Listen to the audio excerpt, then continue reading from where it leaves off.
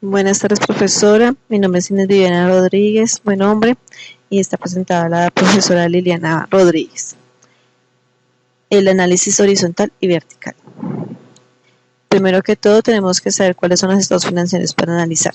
Entre ellos encontramos balance general, es el cual la empresa da una determinada fecha para evaluar la situación financiera.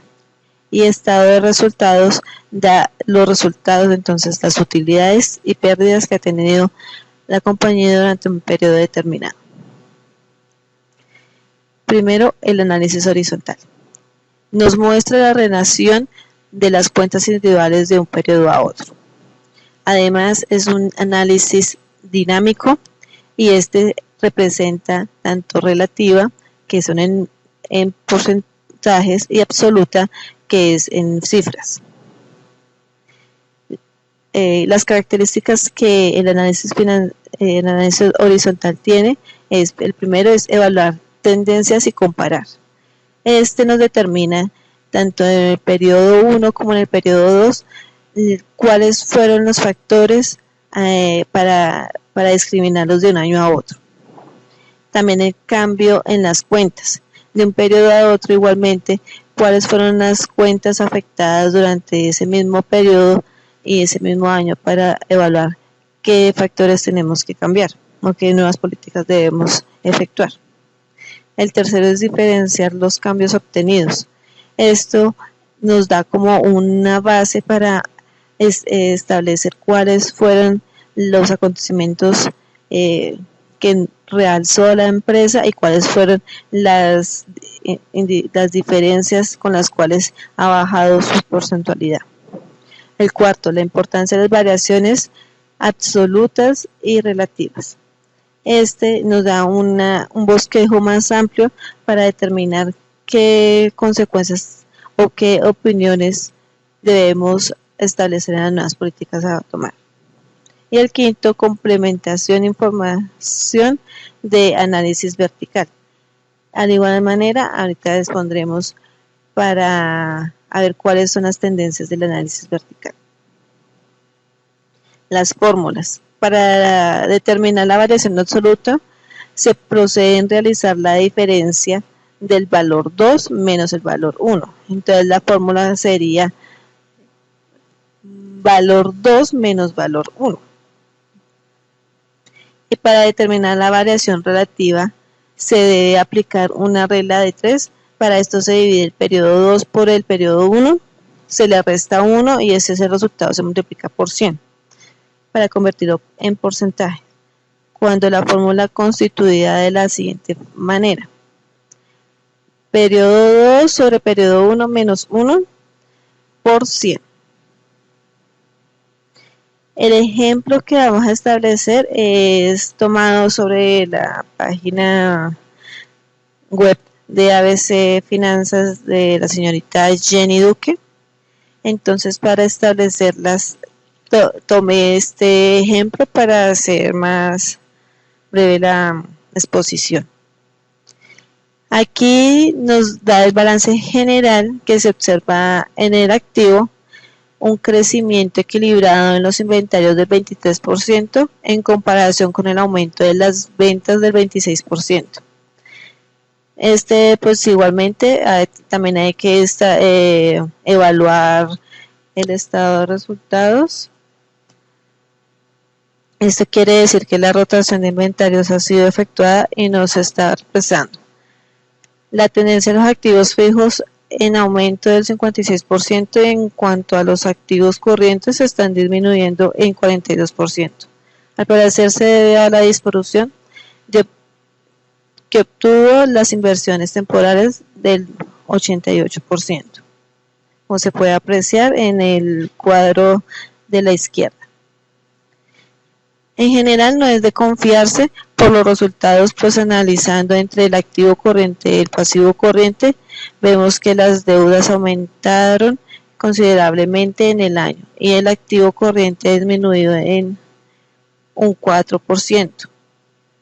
Este indicador conlleva a replantear un mejoramiento del flujo de caja para hacerlo más diferenciador. En el activo fijo aumentó en maquinaria y equipo del 65% y en edificios el 2%. Esto determina una depreciación del 55% que aumenta. Las inversiones que se hicieron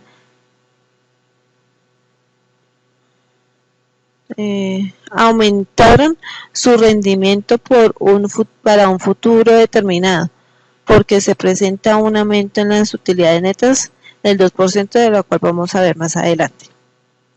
En el efectivo y en cuentas por pagar a clientes, cuentas por cobrar a clientes, aumentó un 282% y 37% correspondientemente, cifras destacadas por el rendimiento de las ventas del 26% según el estado de resultados que veremos a continuación.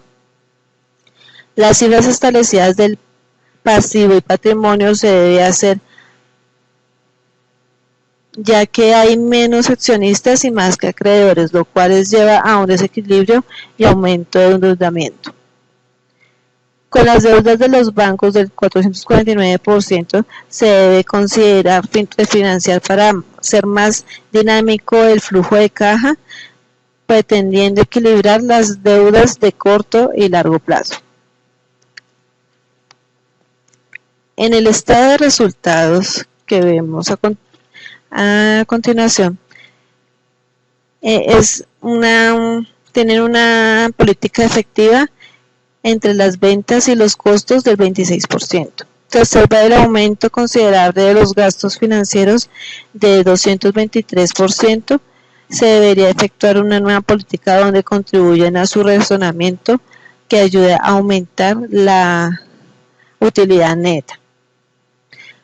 En las variaciones en los gastos operacionales, tiene un incremento del 28%, lo que puede deducir que en la causa de los diferentes factores como los servicios públicos, transportes, arriendos y demás cosas que se pueden ser operacionales, pueden guardar relación al aumento en igual proporción de las ventas. Para la siguiente incidencia, que son el análisis vertical, pues tenemos que es estudia la situación financiera en un momento determinado, sin tener en cuenta los cambios ocurridos a través del tiempo, y es más que todo estático. La fórmula permite identificar la estructura de la inversión financieramente en la empresa y la coherencia de la actividad. Esta debe ser, entonces, la fórmula quedaría de la siguiente manera. Análisis vertical es igual al valor cuenta sobre valor cuenta base por 100. La cuenta base por 100 es igual al balance general o al balance de resultados. Y este es tomado del análisis que ha hecho el señor Carlos Garza. El ejemplo a seguir va en lo mismo, que es retomado de la página ABC Finanzas de la señorita Janet Duque, y se indica así. En activos existe una concentración importante de los activos fijos del 36.6%, evidenciando un desequilibrio en el activo corriente del 31%, ya que cuya actividad económica es comercializar, debería ser más elevada en activo corriente. El segundo punto de vista se encuentra concentración de maquinaria del 24.5% y las valorizaciones el 27.08%. Indicadores los cuales se debe estudiar para determinar causales de utilidad o gastos adicionales.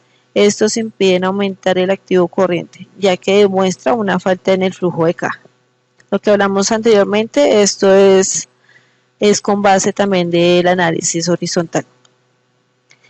El tercer punto de vista, los inventarios y las inversiones, las cuales representan un 46.2% y el 36.4%, lo cual indica que hay concentración en estas partes, las cuales podrían determinar si es conveniente para el ente.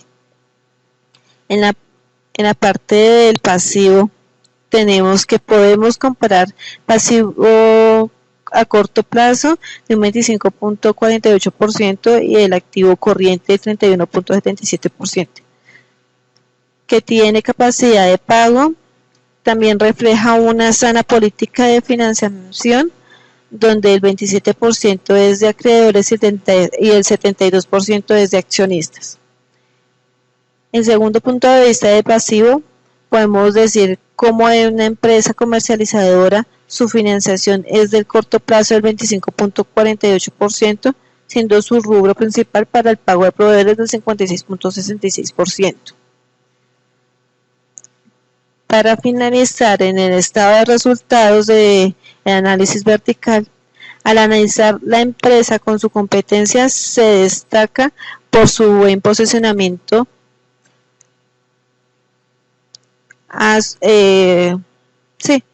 posicionándose en un estándar adecuado relativamente con su computador principal, que es del 95%, y las utilidades, que es del 96%. Considerablemente una ventaja que esta empresa tiene en ese sector comercial. Eso sería todo. Muchísimas gracias por su atención.